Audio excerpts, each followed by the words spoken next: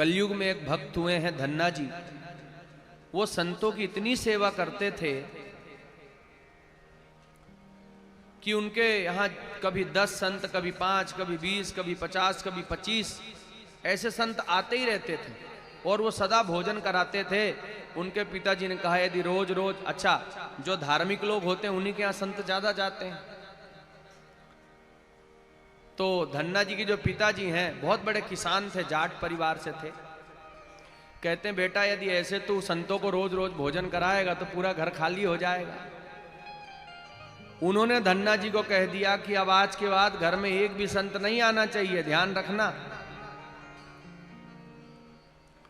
और बैलगाड़ी में गेहूं भर करके दिए और कहा इसको खेत में जाकर बो दो। तो धन्ना जी बैलगाड़ी में लेकर के गेहूं जा रहे थे खेत में बोने के लिए। मार्ग में कुछ संत मिल गए और संतों ने कहा भैया यहाँ धन्ना जी का घर कहाँ है। धन्ना जी कहते हैं भैया मैं ही धन्ना हूं, बताएं क्या सेवा करूं। बोले हमने सोचा था उनके यहाँ ही जाकर के आराम से भोजन करेंगे। धन्ना जी कहते हैं घर जाने की आवश्यकता नहीं, क्योंकि धन्ना जी को बात याद आ गई अपने पिताजी की कि घर में संत नहीं आना चाहिए।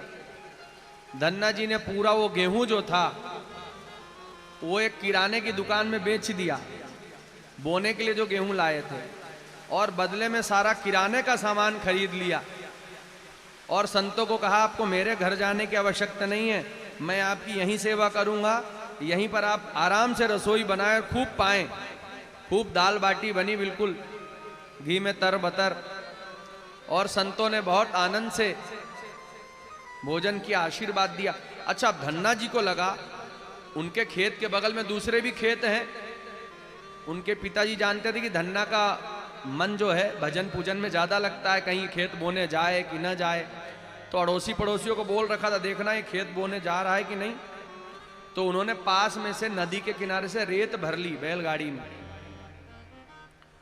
और लोगों को दिखाने के लिए रेत मुट्ठी में भर भर के खेत में छींटे। दूर से लोगों को ऐसा लग रहा है जैसे बहुत दूर से कि अनाज बो रहे हैं और रेत फेंक रहे हैं। और शाम को वापस घर आ गए। पिताजी ने बोला बेटा गेहूं बो दिए? अरे बिल्कुल पिताजी, बहुत, आज तो क्या बुवाई हुई है। अब धन्ना जी तो सोच रहे हैं कि मैंने गेहूं के बदले संत को भोजन करा दिया, मेरा तो यही सब कुछ है। अब थोड़े दिन में उनके खेत में फसल लहलहाने लगी, धन्ना जी के और बगल वालों के भी। धन्ना जी के पिताजी गए कि देख के आऊं जरा कैसी फसल हुई है। देख रहे हैं तो लोगों के यहाँ गेहूं इतने बड़े बड़े जब हुए 2, 4, 5 दिन में, और इनके यहाँ ये बड़े बड़े हो गए। अब पिताजी तो बड़े आनंदित हुए, अरे धन्ना इस बार तुमने क्या किया? बीज तो वही थे, हम लोग हर बार यही बीज बोते थे, और इस बार इतने घने गेहूं आए हैं, कभी इतने घने गेहूं आते नहीं थे, और इतने बड़े हो गए, अभी इतने जल्दी बढ़ गए। धन्ना जी रोने लगे और कहते हैं पिताजी बोया तो था संतों के पेट में, लेकिन उग गया खेत में।